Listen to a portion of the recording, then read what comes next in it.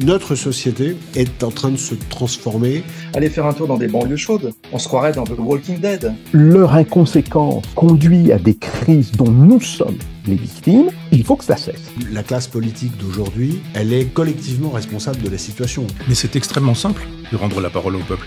Là où c'est devenu un problème, c'est qu'on est devenu un peuple materné. La défense d'un pays passe aussi par la défense de la civilisation. Il y a un mépris d'une classe, d'une caste qui est totalement déconnectée de la réalité. Plutôt que de franciser la Corse, il s'agit de corsiser la France. Les hommes politiques, il n'y a rien de pire. Ce sont des gens qui n'ont rien à faire de la France. Beaucoup de nos concitoyens sont désabusés et ils n'y croient plus. On ne peut plus rien dire, on ne peut plus rien dire. Quand on est maastrichtien, on trahit le peuple. Point, à la ligne, c'est tout, c'est pas compliqué.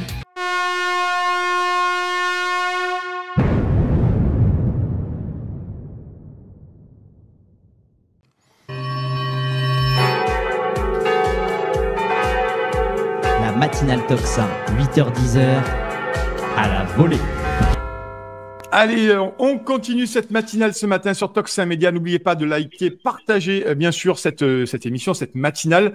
Là, on va aborder un sujet de haute importance dans cette grande partie corps à corps, vous le savez. J'ai reçu deux invités que je connais, bien entendu, que je suis, que je lis. Et je voulais ce matin qu'on parle avec eux dans ce corps à corps de l'hyperclasse, la superclasse. On va parler de la haute fonction publique, bien entendu, les corps, et on va voir dans quelle mesure, finalement, cette caste d'État sert-elle ou dessert-elle les intérêts du peuple français, parce qu'on va parler de la France. Pour ça, je reçois Paul-Antoine Martin. Bonjour Paul-Antoine, comment allez-vous? Bonjour, très bien, très heureux d'être là, Nicolas. Ben, merci beaucoup, merci d'avoir accepté mon invitation, l'invitation de Tocsin. Vous avez publié Le clan des seigneurs, une plongée sidérante au cœur d'une caste d'État. Ce livre-là que je vous recommande de lire, bien sûr, aux éditions Max Milo. N'hésitez pas à vous jeter sur ce livre-là. Et je reçois pour en débattre, bien sûr, François Dubois. Bonjour François, comment allez-vous? Bonjour, ça va bien. Merci beaucoup Nicolas de m'avoir invité dans votre émission. Eh ben c'est normal, notre boulot, c'est d'aller chercher ces personnalités qui ont un ton très différent. Alors vous, François, vous avez un parcours, c'est intéressant. Vous êtes auteur déjà du livre Alice au pays de Lucifer, publié chez K Éditions, et vous êtes aussi ancien gradé gendarmerie nationale, instructeur en gendarmerie, et vous êtes maintenant essayiste. Donc on va parler de ça, messieurs, ce matin. Je vous remercie. Bienvenue à ceux qui nous rejoignent. Bien entendu, on est sur la matinale Tocsin. On est sur YouTube. N'hésitez pas à partager, à liker, et s'il vous plaît, continuez à nous aider sur Tipeee. On en a vraiment besoin. On va commencer par le commencement, parce que j'aime bien qu'on commence par le commencement. Je voudrais, messieurs, que vous nous donniez, à chacun à votre tour, bien entendu, la définition de la caste, la définition de l'hyperclasse. Qu'est-ce qu'on entend par caste et hyperclasse? Paul-Antoine Martin, pour commencer. Eh bien, pour moi, la définition de la caste ou de l'hyperclasse, comme tu le dis, c'est un groupe de personnes hyper privilégiées, donc qui ont de nombreux privilèges. Et c'est un groupe de personnes qui, entre eux, portent des regards très complaisants, mais par contre, qui portent sur l'extérieur de leur groupe un regard méprisant, un regard arrogant et un regard de grande distance. Voilà. Oui, alors, je croyais que, je pensais, je savais par rapport en te lisant qu'il y avait plusieurs strates aussi dans la caste. On va pas rentrer forcément dans les détails, mais c'est un peu le cas aussi, parce qu'il y a plusieurs corps rapidement. Il y a aussi des corps. On voit Elisabeth Borne, par exemple. Elle est diplômée des ponts, mais c'est pont X. Et finalement, même dans la caste, il y a aussi des sous-castes ou des sous-classes, finalement. Non, Paul-Antoine? Tu as totalement raison, Nicolas. C'est là que l'on voit que l'esprit de caste mené à son extrême devient d'une absurdité affligeante. Il y a effectivement des sous-classes dans la caste, avec l'énarque qui a passé le concours dès le début, celui qui passe par l'externe, le corps des ponts qui est X, le corps des ponts qui n'est pas X. Enfin voilà, il y a entre eux, ils appliquent un regard, alors tout en étant complaisants entre eux, ils appliquent aussi entre eux, entre ces sous-classes, des vraies différences de niveau. Oui, on l'a vu, bien entendu, avec, je disais Elisabeth Borne, parce que c'est assez fou. D'ailleurs, un livre est sorti sur elle il n'y a pas longtemps, et on voit bien ces luttes de classe ou de caste au sein même de ces gens-là, où ils se tirent la bourre, hein, ils se font, c'est des choses-trappes en permanence, et des pots de banane, ils peuvent pas se supporter, ils se rencontrent pas, enfin, ils se snobent aussi, et c'est assez effrayant. Oui, mais ça c'est en silence, ça c'est entre eux. Ouais. On ne le voit pas à l'extérieur. Ouais. Ce que l'on voit à l'extérieur, c'est un groupe soudé, absolument soudé, et il faut extrêmement attention à ça parce que le prestige du groupe nourrit leur prestige personnel. Et leur prestige personnel nourrit le prestige du groupe. Donc c'est comme ça que ça fonctionne une caste, et c'est comme ça qu'ils arrivent tous ensemble à se monter au plus haut niveau. C'est ce que je disais à un moment donné, je disais, c'est tous pour un pour tous. Oui, et c'est intéressant, et on va continuer à en parler. Merci beaucoup d'être là. François, je me tourne vers toi, bien entendu. Tu viens d'écrire ce livre-là, et je vous invite, bien sûr, comme celui de Paul-Antoine, allez, procurez-vous François Dubois, Alice au pays de Lucifer chez K-Édition. François, ton côté, quand tu entends Paul-Antoine, là-dessus, toi, tu parles plutôt de l'hyperclasse, et on va parler effectivement de la spoliation des peuples, et en quoi cette hyperclasse est condescendante. Mais aujourd'hui, c'est plus que condescendante. Aujourd'hui, on se rend compte qu'elle est en train d'écraser littéralement des millions de Français, pour parler de la France. Est-ce que tu partages l'avis de Paul-Antoine Martin? Est-ce que tu vas ajouter quelque chose à cette première définition ou à ce préambule de l'émission? Ah oui, je partage totalement l'avis de Paul-Antoine. Effectivement, ce qui caractérise la logique de caste, c'est cette endogamie. Donc c'est l'art de cultiver l'entre-soi. Et ce qui est très intéressant dans ce que vient de décrire Paul-Antoine, c'est cette logique institutionnelle qui hiérarchise quelque part au sein de ce qu'on va définir la caste, les rôles de chacun. On le retrouve aussi dans une certaine mesure dans l'armée, puisque celui qui passe officier par la voie OR, ou alors par la voie semi-directe, ou alors par la voie des grandes écoles type Saint-Cyr, n'est pas destiné au même profil de carrière. Et on aura exactement les mêmes mécanismes qui se mettent en œuvre, avec malgré tout une forme de solidarité du groupe face au reste. Donc ça, on retrouve toujours cette caractéristique. Après, plus que l'endogamie, je pense que... Alors moi, je parle aussi d'hyperclasse, mais des supranomades. Oui. C'est-à-dire qu'on a affaire à des gens qui se sont émancipés, je pense aussi, du processus des nations, et qui ont une vision qui va au-delà de ça. Et donc, ils n'œuvrent plus dans l'intérêt de la nation. Et c'est pour ça que, par effet de cascade, ils n'œuvrent plus dans l'intérêt du peuple. Et donc, on a affaire à ce type d'individu-là, qui finalement est un individu nomade, apatride, et relativement prédateur dans sa façon de fonctionner, si on va jusqu'au bout des choses. Donc donc là, oui, de toute façon, j'adhère totalement à ce qui a été dit. Et j'irais aussi jusqu'à dire que derrière cette logique de hiérarchisation, il y a quelque chose qui concourt à l'aspect spectaculaire de notre société. C'est-à-dire que souvent, quand j'évoque dans le livre la notion de pouvoir d'apparat, je parle justement du volet spectaculaire du pouvoir. Et derrière ce volet spectaculaire, on retrouve cette forme de hiérarchisation où on a des gens qui sont au service d'autres. Et on peut même décrire différentes strates comme ça, avec des échelons intermédiaires, des échelons de coordination, etc., etc. Donc ça, à l'échelle du monde. Par exemple, Van der Leyen ou Klaus Schwab sont des coordinateurs.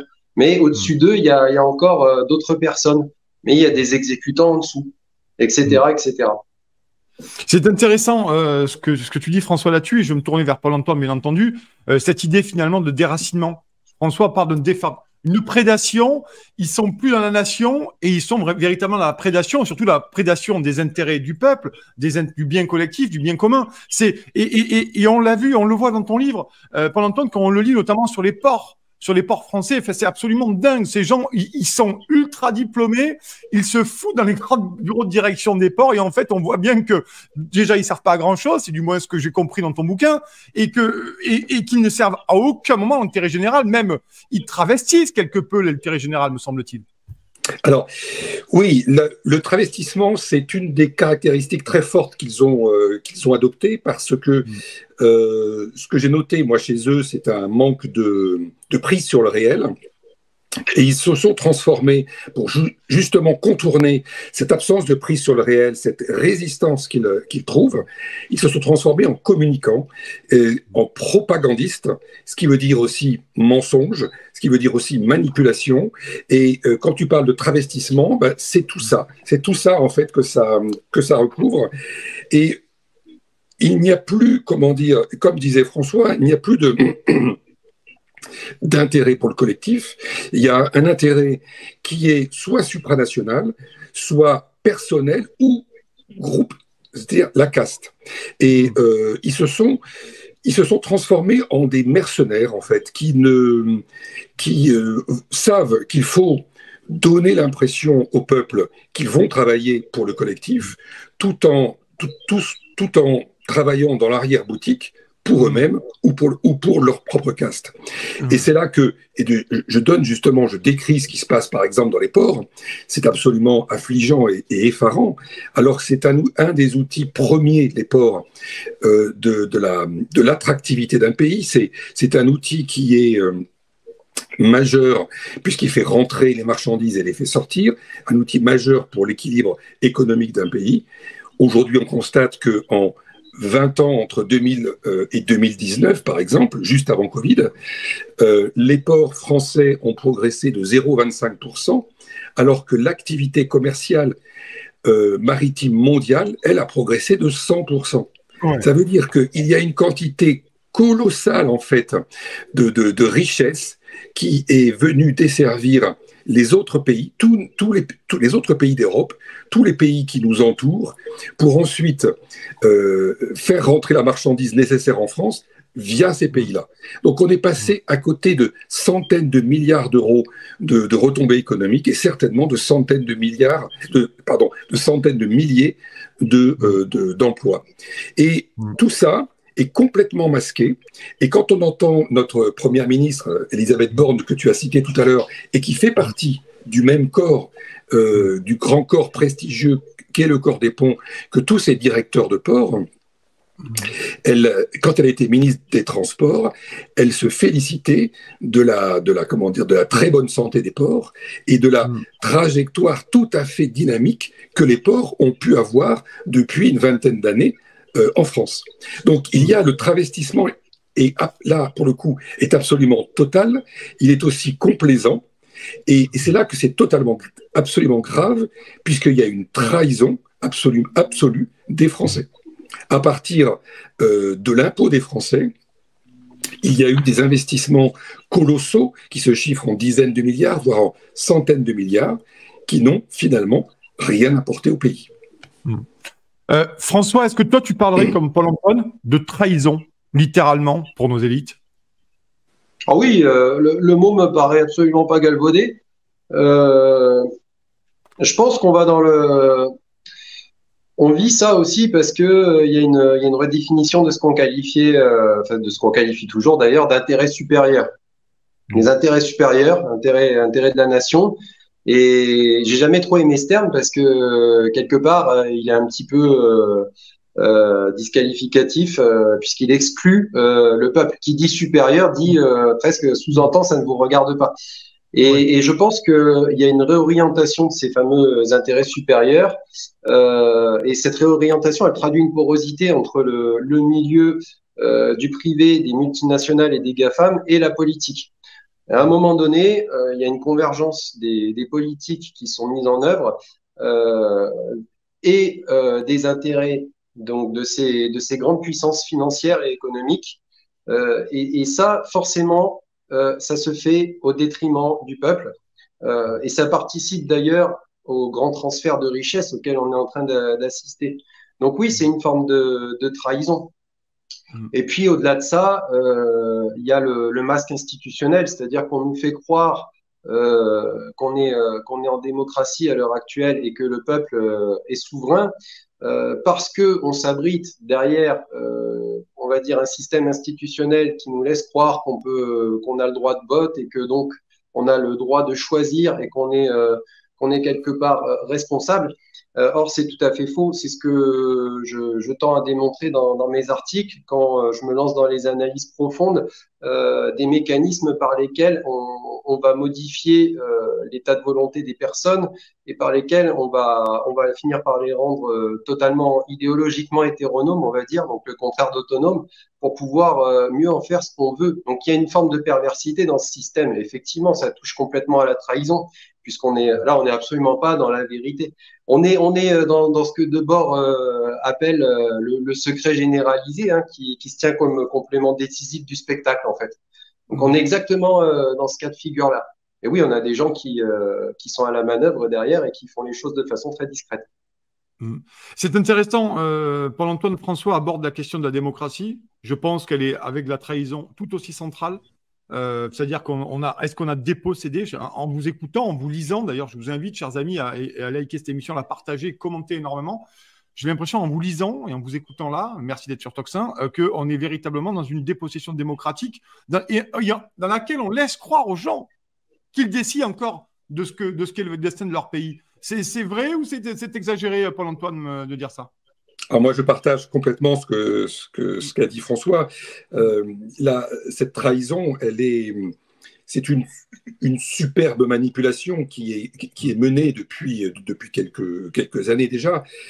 C'est une superbe manipulation qui va faire croire à un peuple qu'il est encore souverain, alors qu'il n'est décisionnaire de plus rien du tout. Et même le candidat qui est élu va être élu sur un programme qu'il ne va absolument pas respecter. Et d'ailleurs, il le sait très bien. Et il va ensuite faire ce qu'il souhaite faire ou ce que ses commanditaires lui demandent de faire. Donc, il y a dépossession, il y a trahison, mais c'est aussi rendu possible parce que toute cette élite a fait sécession avec le peuple. Donc, elle s'est clairement constituée, n'appartenant plus au peuple et voulant imposer un destin à l'ensemble de la population contre son gré, contre sa position et ses idées. Oui, donc c'est intéressant de se rendre compte effectivement qu'il y a ce problème de démocratie et de dépossession. C'est-à-dire que tu parles quand même de commanditaires. Et d'ailleurs, François Dubois en a parlé aussi, de commanditaires. Et par exemple, tiens, revenons un peu sur l'actualité. On va essayer de faire un peu de ski, de godille entre vos livres et l'actualité, parce qu'elle est extrêmement intéressante, l'actualité que nous vivons aujourd'hui. Et je pense qu'elle résonne en écho aux théories, vous, et aux argumentations qui sont les vôtres. Par exemple, quand on voit Édouard Philippe promu sur tous les médias mainstream, sur tous les médias aplatis, on a quand même l'impression que l'oligarchie médiatique, économique et politique est en train de nous mettre Édouard Philippe sous le museau en nous disant, les copains, en 2027, Eduardo, il est là, il est prêt, ça y est, le candidat est emballé. On a l'impression que c'est le candidat du système, hein, Édouard Philippe, Paul-Antoine et après François. Alors, c'est l'impression qu'on a, mais je me suis dit il y a quelques jours que peut-être que c'est plus vicieux que ça, et que peut-être qu'il est avancé aujourd'hui pour qu'il ne tienne pas sur la durée, justement, lui. Parce que tu penses qu'effectivement, c'est pour lui mettre des bâtons dans les roues, quoi. On est en 2023, seulement. Les élections, c'est dans 4 ans. Un petit peu moins, et il faut arriver à tenir la durée sur 4 ans. Édouard Philippe, c'est pas un inconnu. Donc effectivement, le système le porte au nu aujourd'hui, le fait monter sur la scène comme seul capable, et c'est toujours la même histoire qui nous est avancée, le seul capable de gagner contre le Front National, ou le Rassemblement National, pardon. Mais je ne suis pas certain que c'est le candidat qui est parfaitement adoubé par Macron, par exemple. Il est possible, parce que connaissant, et encore, je pense que je suis encore très très loin d'imaginer le niveau de perversité de ces individus, mais j'ai quand même pu observer certains dans mon expérience professionnelle, et je me dis qu'il est possible que l'on avance cet individu-là et qu'on le mette sous les caméras aujourd'hui pour qu'il fasse suffisamment comment dire, peut-être de bêtises ou d'erreurs de communication, ou qu'on lui colle, ou que quelques affaires le rattrapent, pour qu'on puisse le remplacer par quelqu'un d'autre qui, lui, est aujourd'hui choisi, mais qui n'est pas encore, monté sur le ring. Ouais. François, sur Édouard Philippe, quelle est ton analyse, toi ? Oui, c'est tout à fait plausible. Alors effectivement, là, je pense qu'il est trop tôt pour se projeter au niveau des présidentielles. Ce qu'avance Pôle-emploi, c'est tout à fait plausible. Euh, Après, j'ajouterais que de toute façon, l'ingénierie sociale mise en œuvre pour fabriquer le consentement, parce que on est sur une fabrique du consentement avec la société spectaculaire. Elle va surfer sur les éléments qui n'appellent pas à la réflexion et à la construction de la pensée. C'est-à-dire qu'on va être dans l'éphémère, on va être dans le bombardement d'images, on va être donc dans la contraction du temps, etc., etc. Et quand vous voyez le candidat quand vous voyez un candidat en tout cas qui, peu de temps avant les élections, s'accapare à lui tout seul l'ensemble de l'audimat sur les chaînes télé, vous pouvez vous dire que, à mon avis, c'est pas pour rien. Ça ne veut pas dire qu'il sera placé au pouvoir, mais ça veut dire qu'il a peut-être un rôle à jouer sur l'échiquier pour pouvoir parvenir à faire échec et mat. C'est toujours comme ça. Donc là, Édouard Philippe, c'est compliqué de dire à l'heure actuelle si effectivement il est prépositionné ou si au contraire il sert à pousser d'autres pièces sur l'échiquier. Après, ce qui est intéressant, Paul-Antoine parlait tout à l'heure, il disait ces gens-là ne s'occupent plus du collectif. Mais ce qui est intéressant de voir, c'est que ces gens-là, de toute façon, ils travaillent en revanche toujours à créer de grands élans collectifs qui vont participer à des causes supérieures. Donc, peu importe le candidat, j'ai envie de dire, mais là, on parle d'Édouard Philippe, qui est exactement le stéréotype de ce type de personne. Et ces gens-là participent à une grande machinerie qui a vocation, justement, à créer de grands élans collectifs. Donc, s'ils cherchent à créer des niches supplémentaires ou autres, derrière, quoi qu'il en soit, on pourra toujours, ou du moins ce sera toujours instrumentalisé de façon politicienne pour participer au process de fragmentation qui a jusqu'à présent, et pour l'instant ça a toujours été le cas, participé à faire élire des gens qui faisaient avancer le programme progressiste actuel. Voilà, donc là, je pense que à ce niveau-là, quoi qu'il en soit, on a affaire à quelqu'un qui est mis en place dans les rouages du mécanisme. À savoir si c'est lui qui est officiellement désigné, je pense que c'est trop tôt pour le dire. Et Paul-Antoine, est-ce que tu veux ajouter quelque chose là-dessus? Parce que j'aimerais qu'on parle maintenant de l'asservissement et de la spoliation des peuples par rapport à cette caste. Non, mais je partage complètement ce que dit François. Alors maintenant, messieurs, je voudrais cette émission avance, elle file, on est déjà plus de 20 minutes, et merci d'être sur Toxin Média ce matin. Merci, messieurs, d'avoir accepté mon invitation. Merci de venir nous parler de vos expériences personnelles, vos réflexions et vos livres, notamment. Merci d'être ces voix-là qu'il faut entendre. On espère un jour vous avoir sur les grands plateaux médias, bien entendu, mais on va continuer à en parler parce que pour l'instant, c'est Toxin et c'est déjà très bien. J'aimerais qu'on parle spoliation et asservissement du peuple. Parce qu'il y a ça aussi derrière. Parce que, vous allez me le dire, messieurs, mais si ces castes d'État, finalement, sont en quelque part, on trahit les Français et ne travaillent pas pour l'intérêt collectif, c'est qu'à un moment donné, les Français l'ont bien voulu ou qu'ils n'ont pas réagi en temps et en heure pour essayer de détruire ou de démonter ce système démocratiquement. Non, est-ce qu'il y a aussi là-dessus un projet, un narratif de la caste qui a permis aux Français de s'endormir dans le canapé, pour certains devant Netflix, Paul-Antoine? Oui, la caste a profondément travaillé justement pour endormir la population. Aujourd'hui, elle dispose de quasiment tous les médias, de toute la presse écrite, d'une grande partie de toute la presse télévisuelle. Donc, l'information passe par la caste. L'information est construite et formatée par la caste. Donc, c'est ainsi que l'on peut endormir, c'est ainsi que l'on peut justement aussi formater les esprits et orienter si tant est qu'il y a encore un peu de réflexion, un peu de réflexion de la population en faveur de la caste. Oui, il y a endoctrinement, c'est un endoctrinement de groupe en fait qui a lieu depuis de nombreuses années, et aujourd'hui la puissance des médias permet quelque chose qui est absolument incroyable, c'est cet endoctrinement à échelle de millions de personnes en quelques secondes. Voilà, donc c'est ce qu'a pu faire alors, comparaison n'est pas raison, mais ce qu'a pu faire le nazisme, quand on voit l'endoctrinement colossal qui a été mené, ou le stalinisme, pareil, ce sont deux totalitarismes, ce sont les deux totalitarismes de l'histoire qui ont eu lieu au XXe siècle. Et quand on parle endoctrinement, comme on le vit aujourd'hui dans nos pays occidentaux, clairement, cet endoctrinement, cet asservissement dont tu parlais, sont les signes avant-coureurs d'un totalitarisme rampant aujourd'hui et qui s'annonce et qui est déjà plus ou moins présent. Là-dessus, François, est-ce que je partage une nouvelle fois, hein, je fais du ping-pong parce que c'est intéressant de voir votre avis là-dessus et vos sensibilités. Là-dessus, tu partages pour ton avis, rebondir directement, oui, pour rebondir directement sur ce que disait Paul-Antoine, j'irais jusqu'à dire que, alors moi, le système actuel, je le qualifie de néocollectiviste dans ses ambitions. Et pour moi, le néocollectivisme reprend ce qui est susceptible de fonctionner dans les divers régimes qu'on a pu mettre en œuvre dans l'histoire. Donc effectivement, on va retrouver par exemple du nazisme dans tout ce qui est relation à l'éthique et au transhumanisme.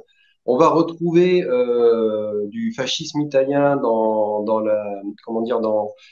l'émergence de nouvelles lois toujours plus sécuritaires et des lois de surveillance. Je pense notamment au décret du 2 décembre 2020 et des modifications qui ont été apportées pour le fichage des individus ou des choses comme ça, qui surfent en fait sur les narratifs diverses et variées en matière de sécurité, auxquelles justement le pouvoir a plus ou moins, à la construction desquelles le pouvoir a plus ou moins participé, ou du moins a plus ou moins laissé faire, ce qui permet d'élaborer des durcissements après en matière de libertés individuelles et de contrôle des individus. Alors, je me permets, François, il faut rappeler quand même à nos téléspectateurs que toi, tu es ancien gradé de la gendarmerie. Donc, ça veut dire que tu as aussi cette expérience, ce vécu qui te permet aussi de très bien analyser ce que ça peut représenter pour les libertés publiques et individuelles également. C'est pour ça que je me permets de le préciser. Alors, j'ai une certaine culture du droit, effectivement, et si on parle par exemple de l'extension des domaines de fichage, ça veut dire qu'on peut, d'après le décret, on peut, surveiller les gens en raison de leur opinion politique, en raison de leur appartenance syndicale. On peut le faire aussi en raison leur conviction religieuse, etc., etc. En raison de leur opinion philosophique aussi. On emploie des mots comme conviction, comme opinion. Donc il y a un glissement sémantique, puisqu'il faut voir qu'avant que le texte soit modifié, on parlait d'activité. Et c'est là qu'on voit qu'il y a quelque chose de réellement dangereux et qui devient complètement orwellien. Voilà. Ouais. Et après, dans ce que je qualifie de néocollectivisme, comme je disais tout à l'heure, l'objectif est de parvenir à de grands élans collectifs, mais qui sont contre-productifs pour le peuple, hein, par contre. Là, on est d'accord. Et la façon de parvenir à ces grands élans collectifs, c'est de maîtriser les dynamiques de groupe. Et les dynamiques de groupe, elles se maîtrisent par l'ingénierie sociale. Elles se maîtrisent aussi d'un certain point de vue par une compréhension philosophique de l'humain et aussi une compréhension anthropologique. Chose que nos élites ont et ont su justement instrumentaliser à notre rencontre. Et la dynamique de groupe, c'est justement la non-pensée de groupe.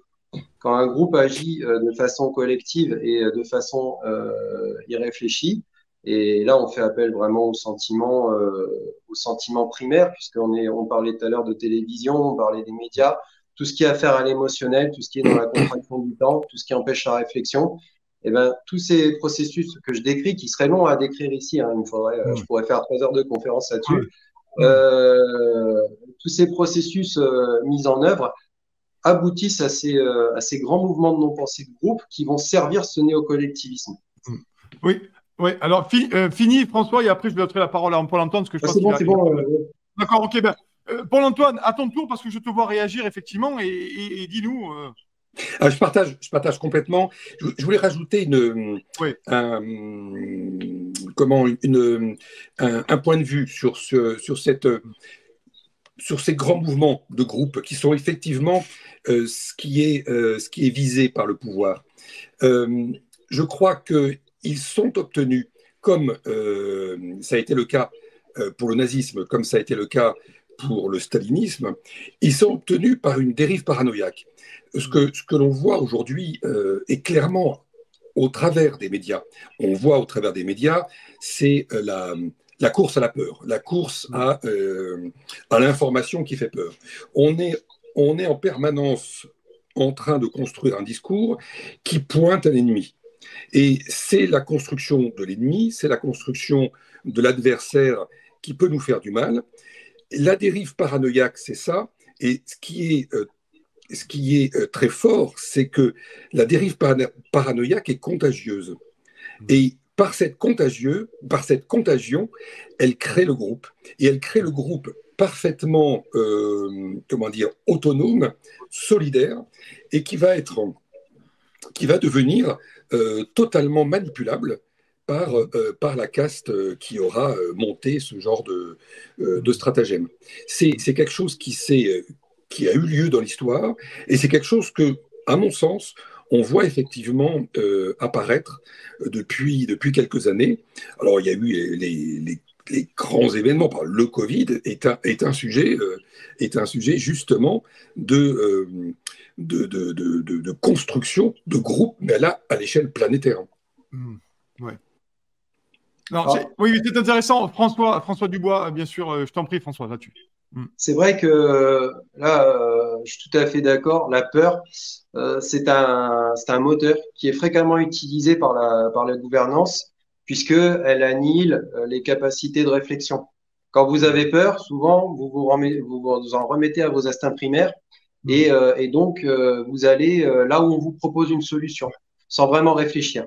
Et donc ça, c'est un moteur, et c'est vrai que déjà Machiavel en parlait, hein, c'est la gouvernance par la peur, c'est vraiment un moteur. Après, au-delà de ça, je pense qu'il y a aussi une volonté chez nos dirigeants qui est peut-être encore plus malsaine, c'est celle de nous retirer petit à petit notre capacité de libre arbitre. Alors d'abord en s'attaquant à nos libertés.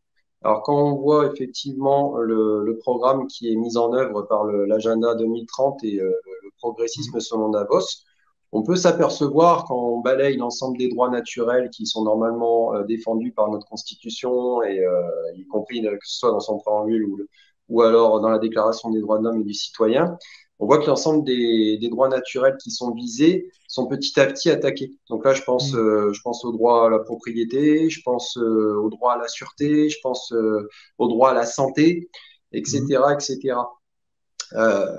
Bafouer le droit à la santé, c'est pas les gens vont dire oui, mais on vous envoie vous vacciner, donc on bafoue pas votre droit à la santé. Non, on nous envoie nous vacciner avec un produit soi-même conditionnel en nous disant qu'on n'a pas le choix quasiment, donc en nous mettant un pistolet sur la tempe.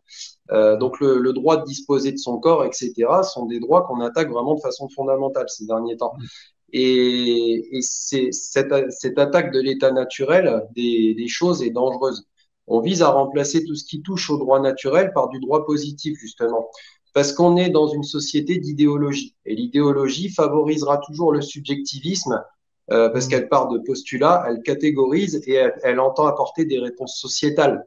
Donc, elle favorisera toujours le droit positif, qui est le droit de l'évolution des mœurs, en fait, hein, qui s'adapte. C'est une adaptation constante, le droit positif. Et il s'adapte en fonction des mœurs de la société. Et là, c'est le piège, puisque ça a créé des individus qui cultivent un peu un syndrome d'hubris, un faux syndrome de toute puissance, alors qu'en fait, ils sont pilotés sans le savoir. Et qui dit syndrome d'hubris dit ne pas vouloir être contredit.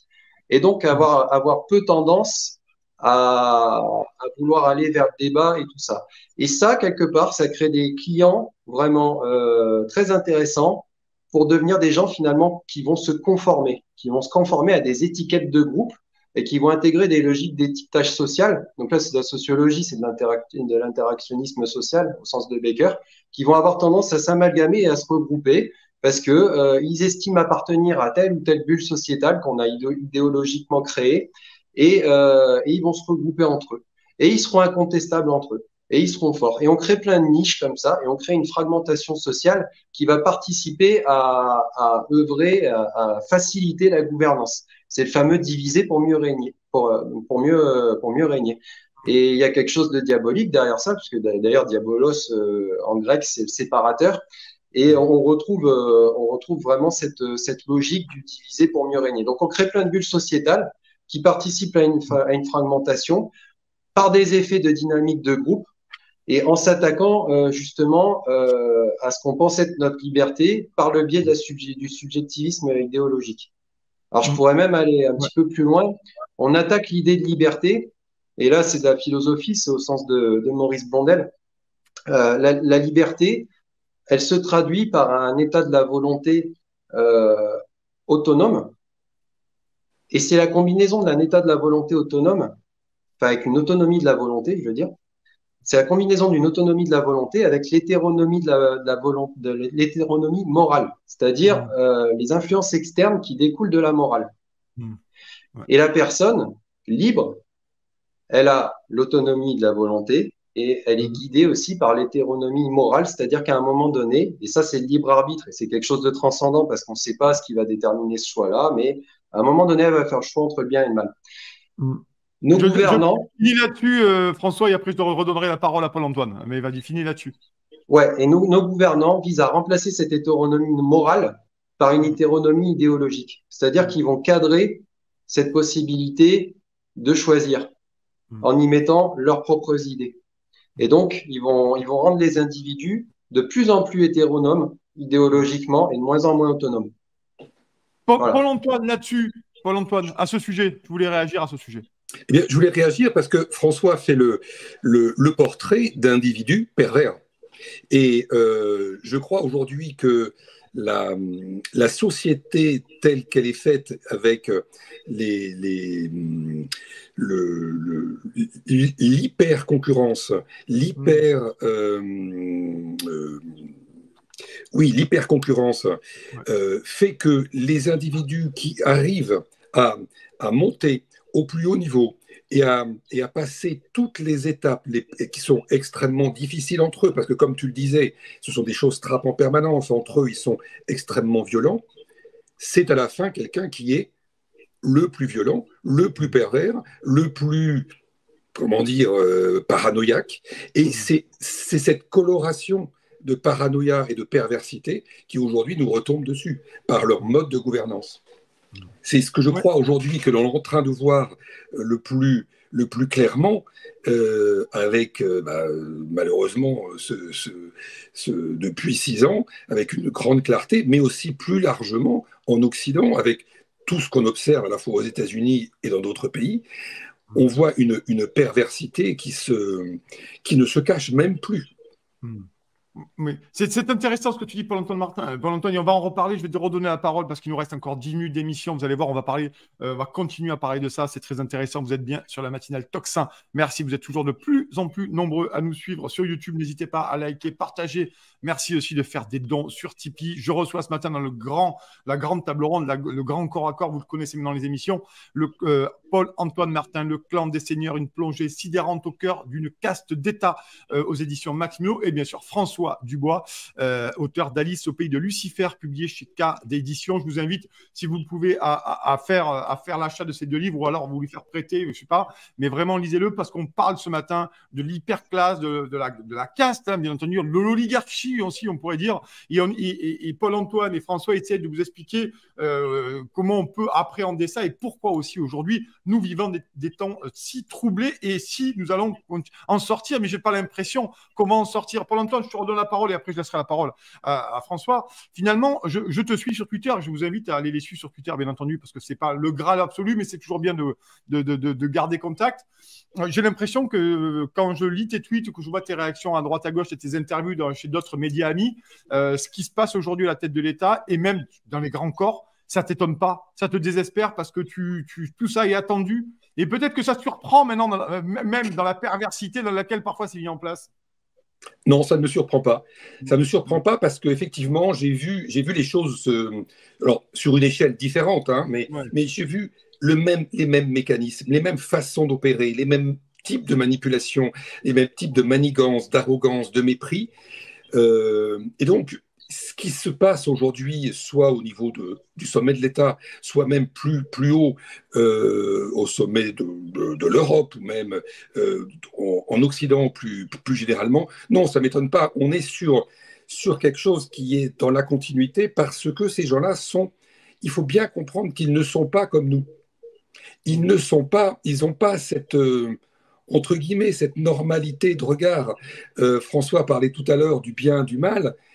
Ils sont positionnés que d'un côté. Et ils ont déjà choisi. Ils ont déjà choisi ce que nous, on va appeler le mal. Mais parce qu'il y a une perversité évidente dans leur façon de faire qui se décline dans cette approche paranoïaque qui est, je pense, le plus grand danger qui nous guette aujourd'hui, c'est le totalitarisme. Parce qu'aujourd'hui, ils ont un moyen répressif, un moyen d'instrumentalisation et aussi un immense moyen par les médias qui peut permettre d'instaurer un totalitarisme qui pourrait avoir une forme différente de ce que l'histoire au XXe siècle a connu, mais qui pourrait être une forme 2.0 du totalitarisme. Et là, pour le coup, pour reprendre ce qu'évoquait François, toutes nos libertés seraient complètement piétinées, et pour longtemps probablement. Et François, là-dessus, alors je voudrais vous lire un passage, et je te donne la parole, François, de quelqu'un qu'on connaît bien, Aldous Huxley, dans l'ouvrage Le meilleur des mondes, qui dit: la dictature parfaite serait une dictature qui aurait les apparences d'une démocratie, une prison sans murs dont les prisonniers ne songeraient même pas à s'évader, un système d'esclavage où, grâce à la consommation et au divertissement, les esclaves auraient l'amour de leur servitude. Voilà, est-ce que c'est ça qui nous attend aujourd'hui, François? Je sais que Paul-Antoine en parle aussi, mais toi tu en parles dans ton livre, La Société du spectacle, Guide de bord, Walt Disney, la façon que les gens finalement, on essentialise tout autour du divertissement et que les gens oublient l'essence même qui fait d'eux d'un citoyen, d'être libre aussi. Oui, bah, les grands auteurs de science-fiction l'ont déjà anticipé. Hélas, j'ai peur qu'ils se soient pas trompés, hein. On parle d'Huxley, on peut parler d'Orwell, on peut parler de Wells. Ils l'ont tous déjà plus ou moins traduit dans leurs ouvrages. Effectivement, alors il y a une dimension qui est clairement luciférienne. Et c'est luciférien parce qu'on est dans l'inversion totale des valeurs. C'est exactement ça, en fait. On est dans le retournement. Et ça, c'est pas récent. C'est le fruit d'une longue métamorphoses sociétales qui ont eu lieu tout au long de l'histoire. Et si on en est là, c'est parce que il y a une évolution de la pensée qui s'est petit à petit orientée vers le matérialisme absolu, qui nous conduit quelque part au transhumanisme et à la réification, c'est-à-dire à la transformation de l'homme en objet. Et dans cette société du tout s'achète, à un moment, l'être spirituel finit par disparaître et au profit d'un être de l'avoir qui ne se définit plus que par le paraître. Donc là, on rentre dans la logique spectaculaire. On ne s'identifie plus que par l'image qu'on renvoie. Et on rentre dans un cercle vicieux, on rentre dans ce qu'on disait tout à l'heure quand on fait appel justement au subjectivisme, quand on favorise les individualismes pour créer des dynamiques de groupe, que ces individualismes-là vont favoriser aussi le conformisme, etc., etc. Si on prend des exemples d'ingénierie sociale comme l'expérience de H, où vous avez un individu qui est piégé au milieu de plusieurs complices, et le médecin qui lui donne plusieurs bâtons, et les complices, il demande quel est le plus petit, les complices désignent un bâton qui est relativement grand, et l'individu qui est piégé a tendance à répondre comme les autres, parce qu'il se dit c'est peut-être moi qui ai un problème de vue ou qui comprend mal. Peut-être que si on facilite la capacité d'échange des personnes, si on les rend moins individuelles, si on encourage plus les débats, si on encourage plus les gens à aller vers les autres, et pas derrière des petits écrans, derrière leur petit clavier, hein, je parle de contact, mais ça, on isole les gens pour pas que ça arrive. La télé est un piège pour ça. Internet aussi est un piège s'il est mal utilisé, etc., etc. Donc, ce sont ces comportements-là qui conduisent au conformisme, qui conduisent après aux dynamiques de groupe attendues. Et ça, quelque part, c'est complètement luciférien, parce que Lucifer, c'est le porteur de lumière. C'est aussi celui qui apporte la connaissance, mais pas dans le bon sens du terme. C'est celui qui apporte la connaissance pour s'émanciper de Dieu et pour devenir Dieu à la place de Dieu. Ceux qui disent ça en ce moment, c'est Harari. C'est le docteur Alexandre dans une moindre mesure. Mais ces gens-là sont profondément dangereux. Et il faut voir la vision mortifère qu'ils ont de ce monde, puisqu'on est sur une vision qui transforme l'homme en objet, et on est en fait sur une vision qui met en avant la compétitivité marchande. C'est-à-dire que si vous n'êtes plus à niveau, vous n'êtes rien à un moment donné. Et si vous n'avez plus les capacités de vous émanciper par une augmentation technologique, vous n'êtes rien. Et si vous ne le faites pas, les autres vont le faire à votre place. Et s'ils le font à votre place, ils vous écraseront. C'est ça l'intelligence réelle? Est-ce que c'est ça l'intelligence réelle? Ben, c'est une véritable question qu'il faut qu'on pose et on vous la pose et on va finir parce qu'on arrive au terme de l'émission. On va laisser bien sûr le dernier mot à Paul-Antoine Martin. Paul-Antoine, là-dessus, sur cette question-là, tu voulais réagir? Ben, c'est magnifique ce qu'a dit François. L'intelligence, effectivement, c'est pas ça. L'intelligence, c'est pas aller contre la vie. Et cette élite mondialisée, justement, elle a probablement perdu le sens de la vie parce qu'elle a été désubstantialisée par ce mal et par cette perversité. Et c'est ça le grand danger. Si aujourd'hui on ne perçoit pas ça, si on ne perçoit pas les manigances, les manipulations qui sont à l'œuvre, pauvre de nous, parce que l'abêtissement par les médias aujourd'hui qui est mis en œuvre empêche la réflexion et nous entraîne directement vers des gouffres que ces gens-là nous ont préparés. Eh ben, merci, messieurs, d'avoir participé à ce grand entretien sur Tocsin, la matinale. Merci beaucoup, Paul-Antoine Martin, le clan des seigneurs, une plongée sidérante au cœur d'une caste d'État, et François Dubois, essayiste, auteur d'Alice au pays de Lucifer, publié chez K Éditions. Bien entendu, je vous remercie d'avoir été ce matin avec moi. On vous souhaite une excellente journée, messieurs, et à très bientôt. Salut!